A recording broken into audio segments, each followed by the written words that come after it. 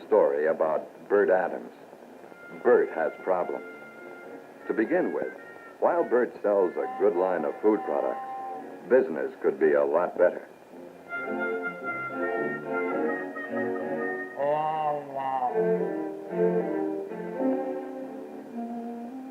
Things could be a lot better on the home front, too.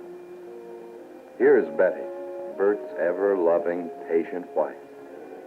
And here's Jimmy, Bert's not-so-patient son. He didn't do anything, really. But Bert has to be mad at somebody. Well, that's natural. The job goes sour, and pretty soon you're the square in the family circle. No. Maybe now I can get something done. Let's see, where was I? 52.7 divided by 18. Twice the... Ah, that's plain enough. What a record. Doggone it, Betty. Something's wrong, and I just can't figure it out. What do you mean, dear? Well, my sales. I've been checking my points in the contest. Looks like I won't do any better in this one than I did in any of the others. Oh, no. Not another pen and pencil set. Uh-huh. Another pen and pencil set, if I make that. Anyone we haven't given one of those things to? Well, maybe Uncle George. No, he got one last Christmas.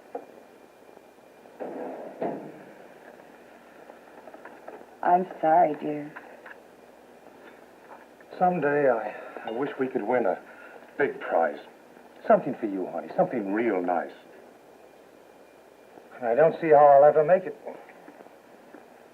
So that's why you're so touchy this morning. Uh-huh. Oh, and say, I'm sorry I blew up at Jimmy that way. I know. It's just that you've been trying so hard. Yes, but it looks like it takes more than hard work. I can sell them all right the first time, but I don't seem to be getting reorders. That grocer over in Milburn, for instance. He's still got most of our last shipment. I sure wish I knew the answer. I sure wish that... Hey, it's getting late. Give us a kiss, honey. I gotta run. Bye, honey. Bye, dear.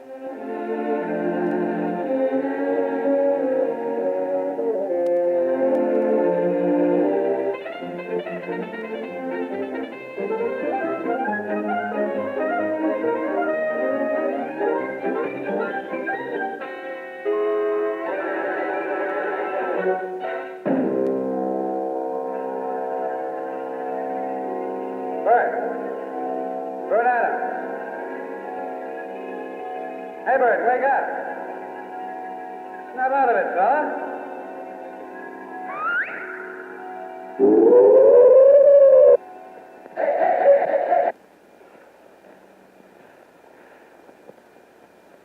Say, who the devil are you, anyway? Pete Profit. That's Profit. In the food business, I'm pretty important. And popular. You ought to see how folks keep after me.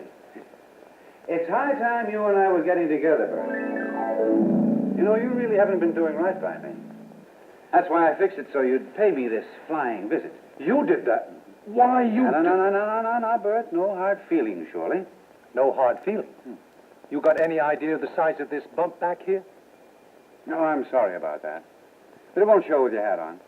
Anyway, it could be a sort of a bump of knowledge.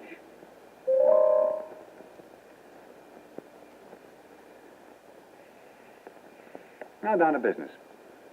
Your sales, a bit thin, aren't they? Well, I wouldn't do... Not so hot. Mm-hmm. But how did you know? I've been keeping an eye on you for a long time. You've got possibilities. But it appears to me you need a little help. Yes, sir. Give you an idea or so and... Oh, excuse me. Would you like a cigarette? Sure.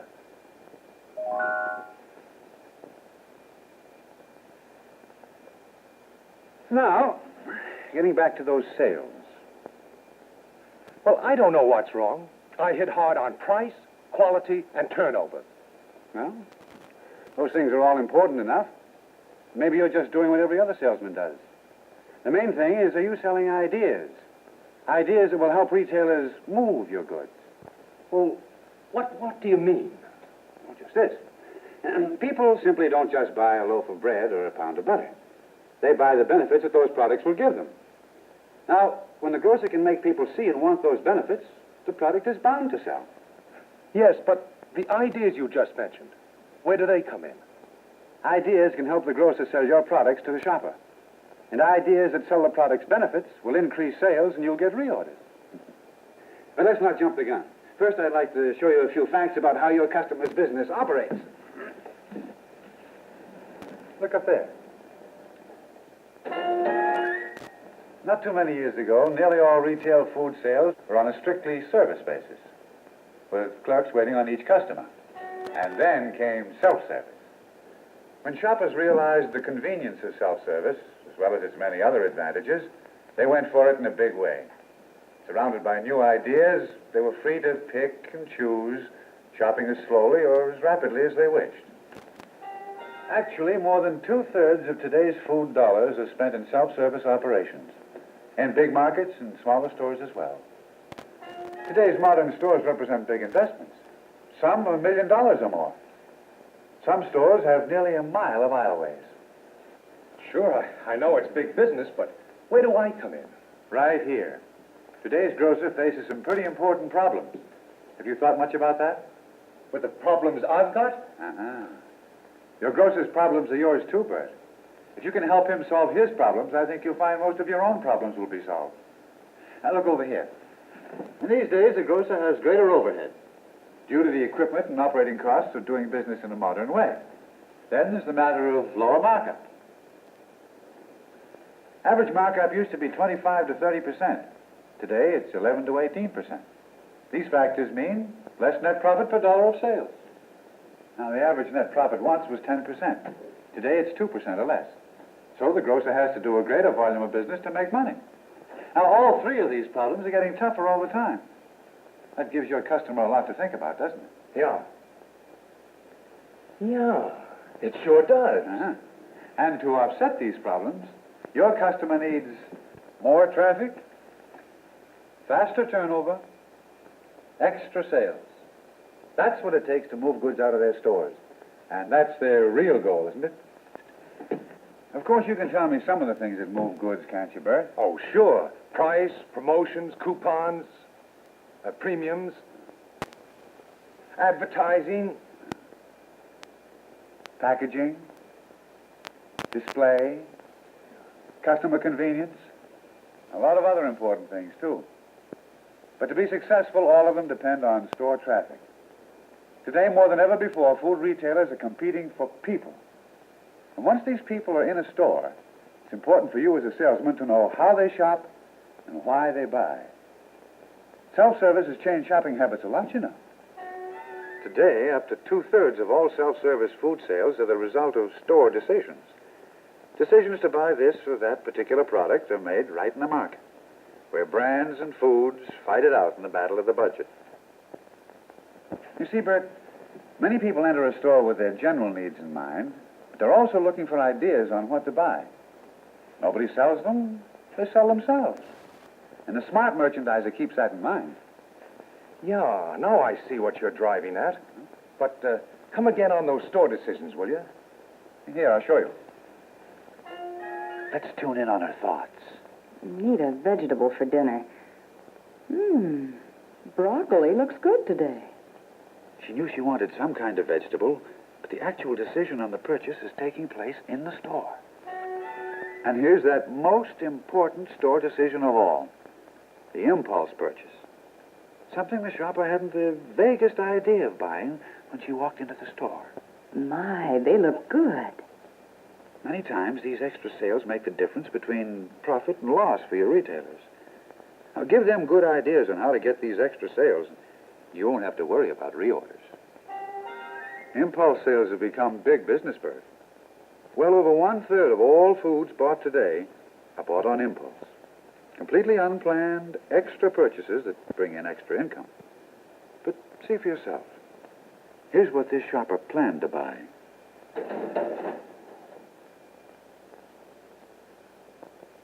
And here's what she bought on impulse.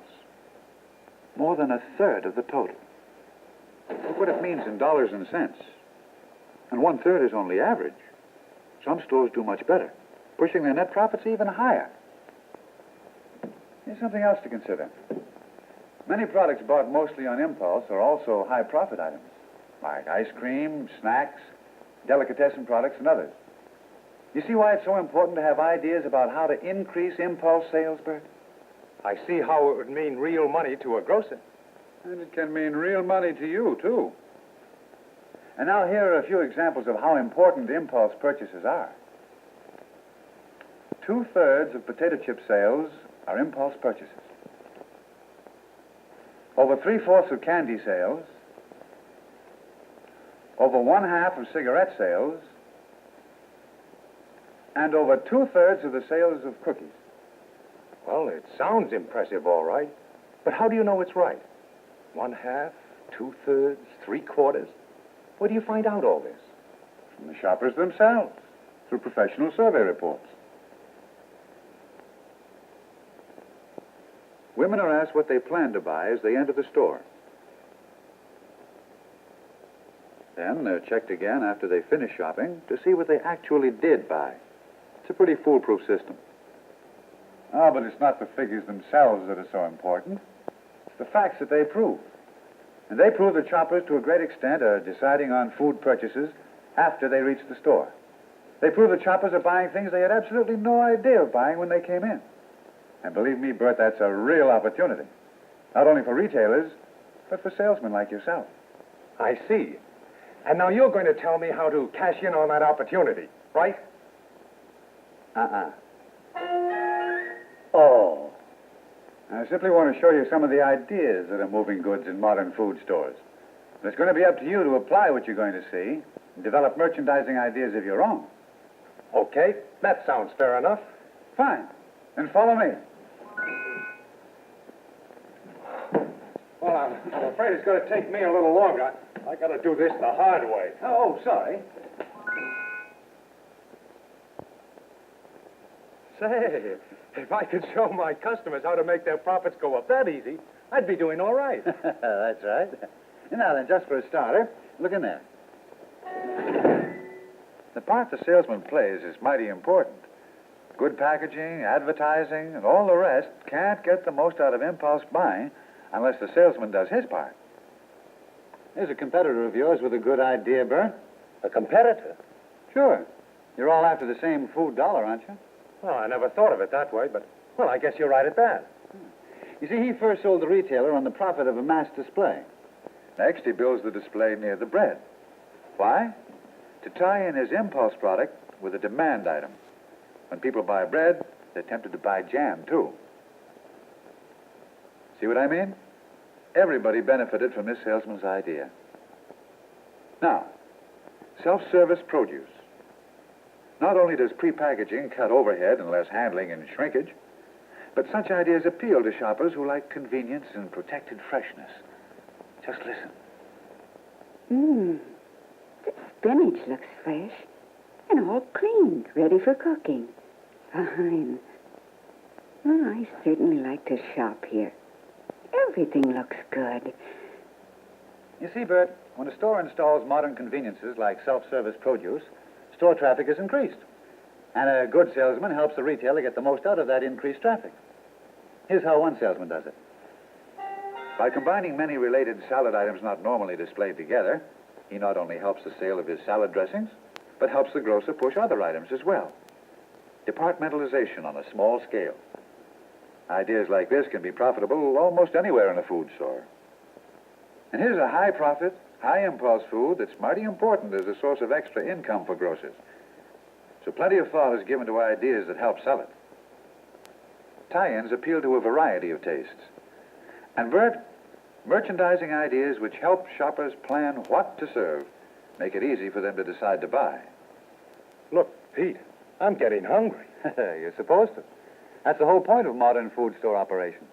To make people hungry for as many things as possible. Hungry enough to buy a lot more than they plan to. Sure works on me. Well, then feast your eyes on this special department. And listen.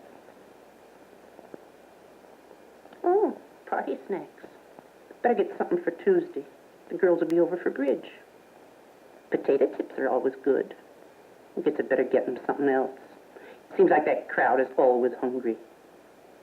See how an attractive display of a variety of snacks builds extra sales, Bert? And here, another salesman has helped a customer departmentalize.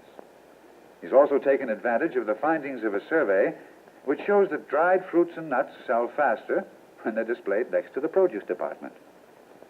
Here's how to use impulses in the dairy department. Impulses that mean profits. Food is its own best salesman. So, transparent wrappers for appetite appeal, as well as that special protection people appreciate. Shoppers find these ready-cut portions more convenient. Looks good. And here's an idea to remember. Milk, a high-demand item, is on the lower shelf. Impulse products are up where they're easy to see and easy to reach. A practical selling idea that many salesmen put to work for them. Self-service meats. Here's one of the most important developments in modern food merchandising. It not only increases meat sales, but surveys show that this type of operation usually raises the average amount of overall food purchases, too. My, what a lovely steak. Well, of all the nerve. Well, shoppers will be shoppers. Wherever self-service meats have been installed, the percentage of impulse sales has gone up. Salesmen make good use of that knowledge, too. By putting high impulse meats first in the flow of traffic, the shopper is tempted before she buys her main course meats. And so the salesman's suggestion on a change of location pays off, with increased sales of pickup items. Here, a baked goods salesman has planned his display to take full advantage of the appetite appeal of his product, as well as the attention-getting power of the package. I think that's about everything. Let's see now, what else? Oh, that looks good. Oh, I wonder if I ought to. Oh, but I do like jelly roll. Oh, yeah. 1 loaf of white bread. Okay. Got that. Men are an increasing influence in the buying of foods. Sour rye. Oh, I sure like sour rye. I think I'll get this, too. You see, Bert, an idea, a suggestion at the right time, will spark impulses. And impulses build profits for the grocer. You know, I think I'm finally beginning to get your point. Fine. But don't forget, your products are in real competition with all foods, not just with competing lines. Food store shoppers are confronted by a panorama of food varieties. Packaged to attract the eye, they all compete for the consumer's food dollar. Many stores have more than 3,000 items on sale at once. And, of course, it's impossible to give special promotion to more than a small percentage of these items. Most of the time, at the point of sale, the package is the only selling force present. So it's got to be good. Good packaging and display ideas help stir impulses that move non-food items, too. Just see how good packaging has been applied to some of these non-food items. But let's get on to this packaging idea. The small family market is much bigger than you might think, Bert. Here's a special department for small packages. The smaller size packages are a convenience for small families because they offer more variety, are consumed more quickly, and take far less storage space. When real benefits are provided, sales are increased. Here's more competition. Impulse items that sell strongly on appetite appeal through visibility. But some products use other ways to stimulate sales, such as premiums. With some consumers, they make quite a hit. Unusual display ideas are good merchandising, especially when combined with modern packaging methods. But listen. Oh, crackers.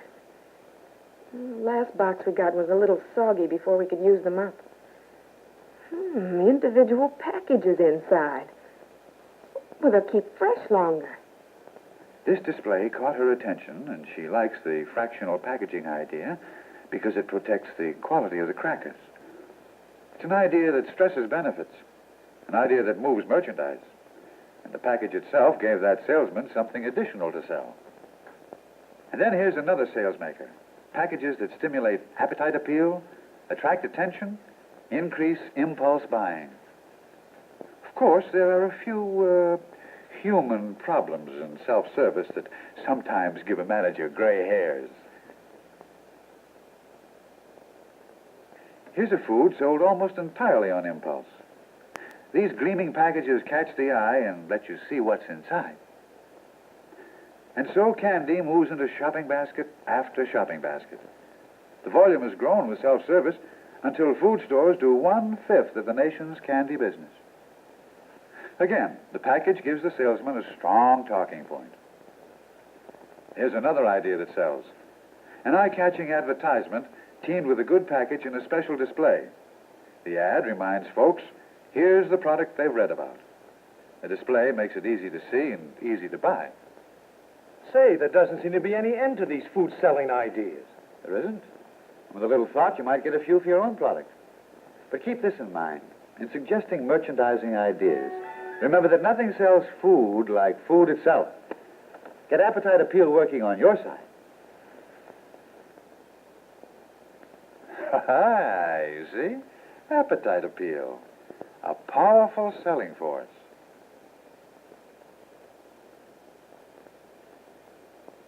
And here's another. The colorful display has caught the interest of this newlywed. Young homemakers are usually looking for all the help they can get when it comes to meals. Just listen.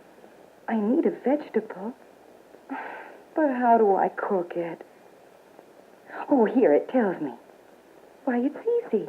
It only takes 6 minutes. See, Bert?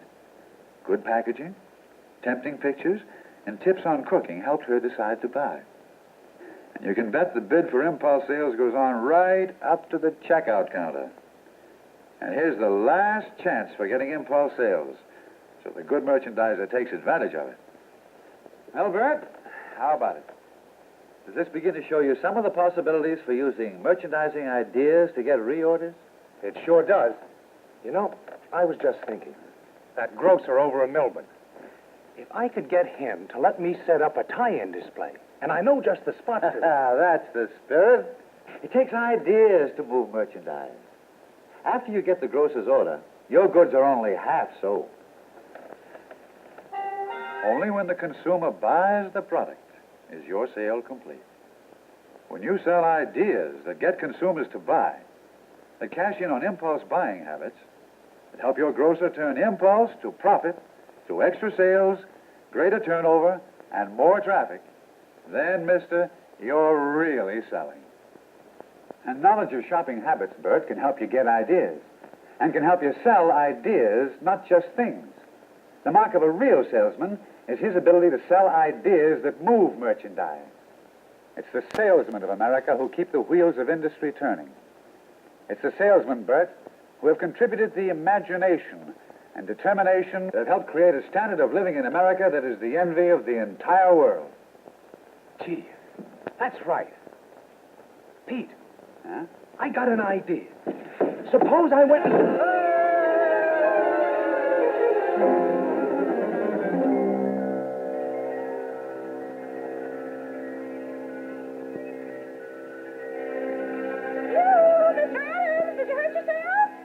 What? Oh. Oh, no, Mrs. Murphy. I'm fine.